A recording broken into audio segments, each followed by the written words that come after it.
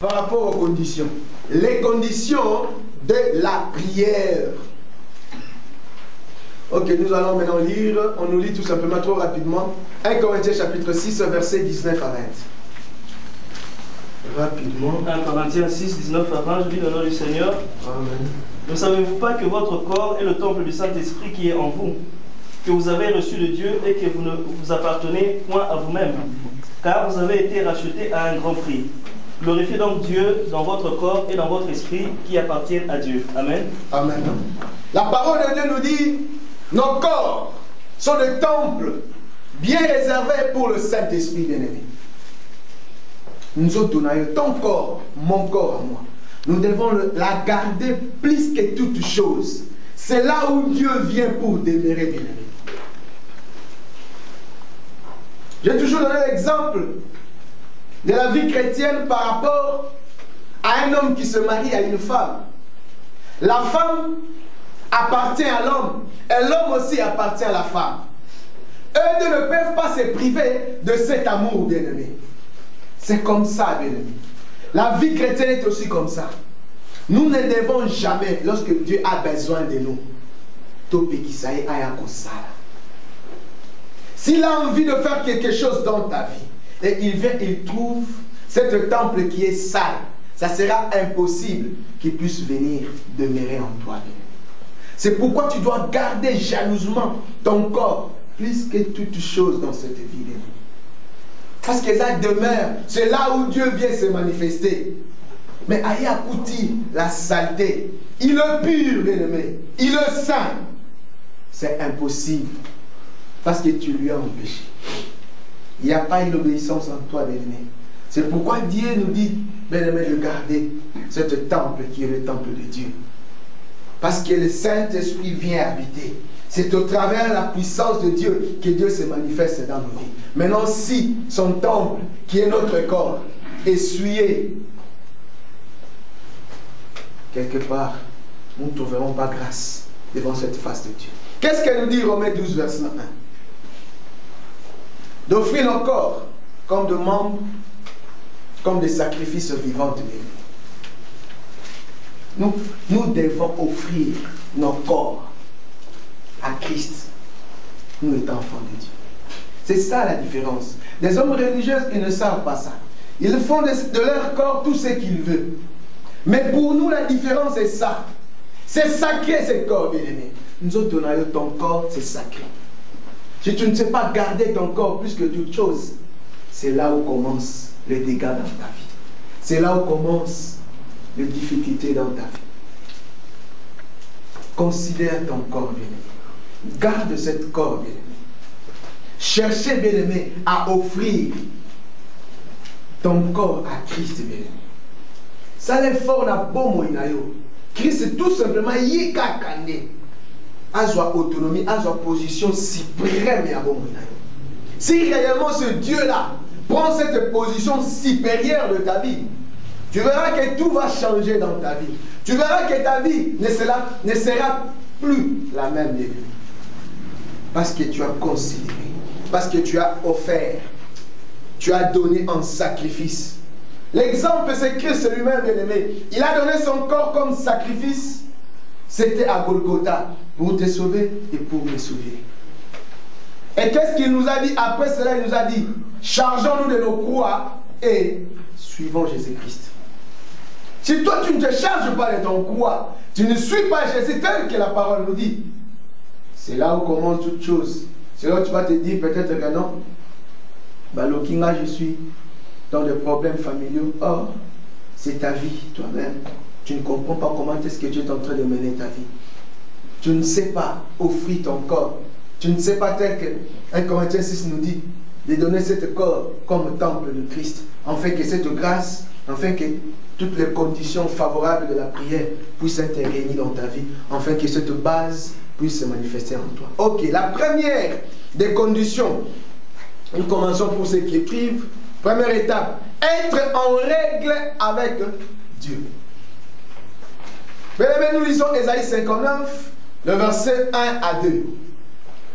Non, la main de l'Éternel n'est pas trop courte pour sauver. Non, la main de l'Éternel n'est pas trop courte pour sauver. C'est-à-dire, Dieu a envie de faire quelque chose. Dieu a envie de te sauver dans des situations difficiles, dans des jours mauvais de ta vie. Mais lorsqu'il veut faire quelque chose, il regarde, tu n'es pas disponible, bien-aimé. Ta vie n'est pas propre devant Dieu. Impossible qu'il vienne et sa main sera courte. La parole de Dieu nous dit, non, ma main n'est pas courte. C'est-à-dire, mais il y a deux fois, c'est ta vie à toi, que la main de l'Éternel devient courte pour toi. Parce que quelque part, il vient, c'est qu'on vient de parler là, il n'a pas trouvé ça. Il n'y a pas la piété en toi. Cette vie de prier, c'est qu'on a dit, prier sans cesse, on n'a pas trouvé en toi. Et c'est pourquoi la main de l'Éternel est difficile. Ni son oreille, trop dur pour entendre.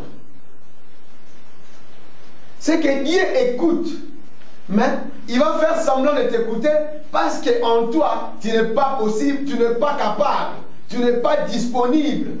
Ton corps est essuyé, bien-aimé. Nous autres, on a eu la saleté. C'est pourquoi. Demain, et pas Iwapi, le Saint-Esprit vient pour habiter, il trouve la saleté, il s'en va. Impossible d'intervenir pour toi. Tu commences à pleurer, une mais moi je prie. Je pars à l'église. Oui, tes frères te connaissent, tes sœurs te connaissent que tu pries. Peut-être aussi tu es serviteur comme moi. Mais ta vie que tu mènes ne plaît pas à Dieu. C'est pourquoi Christ ne viendra pas agir dans ta vie. C'est pourquoi tu seras toujours une femme ou un homme de problème. Parce qu'en toi, il n'y a pas cette présence-là. Manque de présence de Dieu, et ça fait que Dieu ne puisse pas agir dans nos vies. C'est pourquoi Isaïe nous le dit, 59. Il dit, nous, son oreille trop dure pour écouter. Mais ce sont quoi? Ce sont vos crimes qui mettent une séparation entre vous et moi. Ce sont nos crimes, nos péchés, bien-aimés, qui mettent une séparation entre nous et Dieu. Mais la condition est simple. Mais la façon dont nous menons nos vies, c'est ça.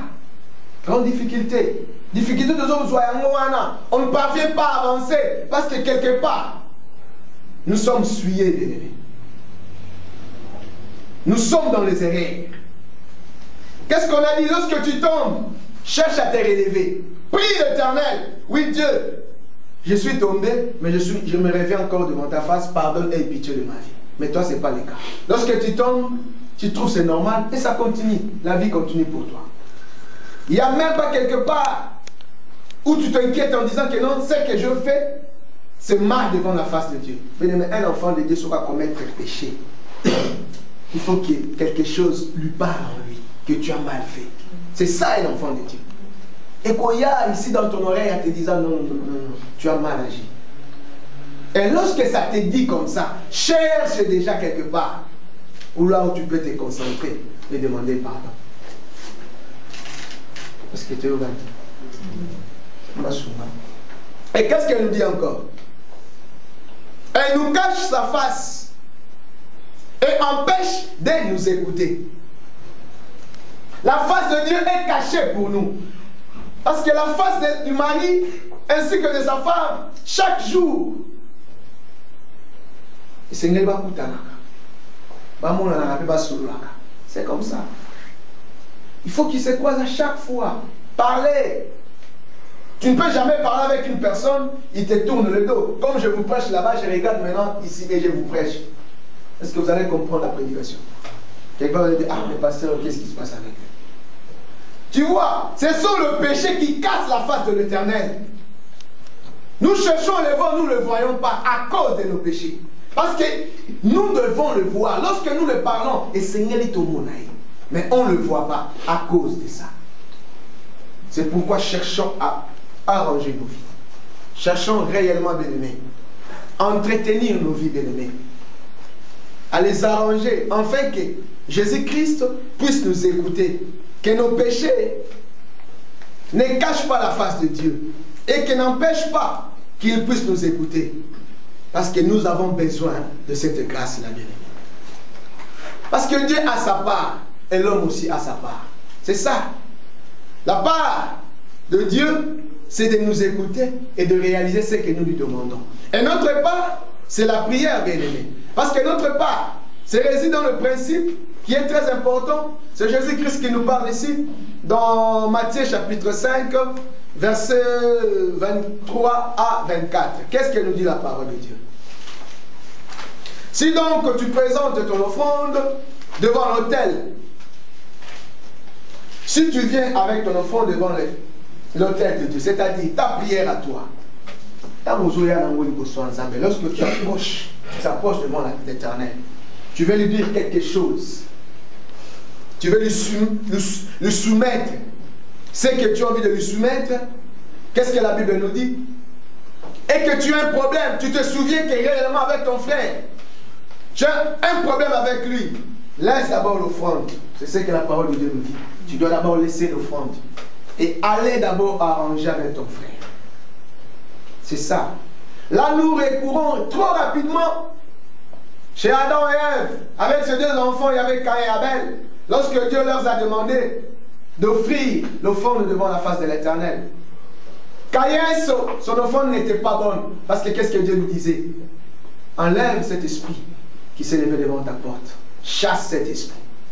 C'est-à-dire, une personne, avant de prier, doit se regarder. Mais si tu ne te sanctifies pas, si tu n'es pas propre devant la face de Dieu, c'est impossible que ce Dieu-là t'écoute. La part de Dieu, on a dit, Dieu va t'exaucer. Mais avant de t'exaucer, il y a d'abord ta part aussi. Tu dois arranger d'abord avec toi-même. Tu commences à te regarder toi-même si tu es capable. Tu es propre devant la face de Dieu.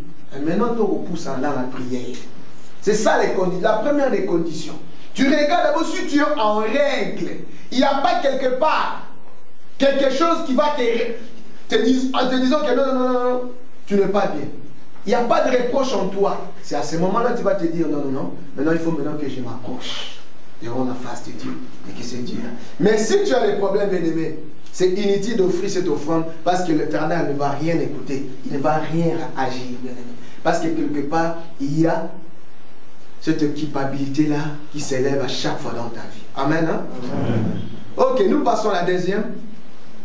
Demeurer en Christ, bien-aimé. Nous étant qu'enfants de Dieu, nous devons demeurer. S'il n'y a pas cette vie-là de demeurer, ça sera très, très difficile, bien-aimé. Parce que Christ nous dit, dans le premier de principe, là où il y a l'obéissance, bien-aimé, une personne doit garder, appliquer la parole de Christ, comme la Bible nous dit dans Jean chapitre 15, verset 7. On va nous lire. Si l'obéissance n'est pas en toi, bien-aimé, inutile. C'est pourquoi on a dit, on a répète encore que l'obéissance étant que les enfants de Dieu doivent demeurer dans nos vies. C'était les enfants de Dieu là, trop têtus. Le lecteur va nous lire. Jean chapitre 15, verset 10. Verset 10. Si vous gardez mes commandements, vous demeurerez dans mon amour, de même que j'ai gardé les commandements de mon Père et que je demeure dans son amour. Si nous aimons réellement ce Dieu-là, nous devons demeurer en gardant ses commandements. Dieu nous demande de demeurer dans son amour. Son amour, c'est ça même l'obéissance. Jésus-Christ était obéissant jusqu'à la mort. Il ne s'est révolté en aucun moment. Peu importe le temps difficile, les jours mauvais de sa vie, il ne s'est jamais révolté. C'est pourquoi nous aussi, étant qu'enfants de Dieu, nous qui disons, nous nous chargeons de nos croix et nous suivons Jésus-Christ. Mais lorsque nous ne demeurons pas, cette vie-là de demeurer n'existe pas en nous. Ça sera difficile. Parmi les conditions, bien-aimés, comme la première, on nous a dit de nous mettre en règle, et la deuxième, de demeurer en Christ, il n'y a pas cette vie-là de demeurer, bien-aimés. Ça sera difficile qu'on puisse voir la grâce de Dieu. Parce que Christ lui-même a demeuré jusqu'à la mort. Il a continué toujours en disant que non, mon Dieu ne lui a jamais laissé à aucun moment. Et nous aussi, nous devons demeurer dans sa présence. C'est ça la présence de Dieu en nous à chaque fois. chercher à pleurer ce Dieu-là, chercher à être à ses côtés, chercher à comprendre qu'est-ce qu'il veut pour nos vies, demeurer tout près de Jésus-Christ. Amen.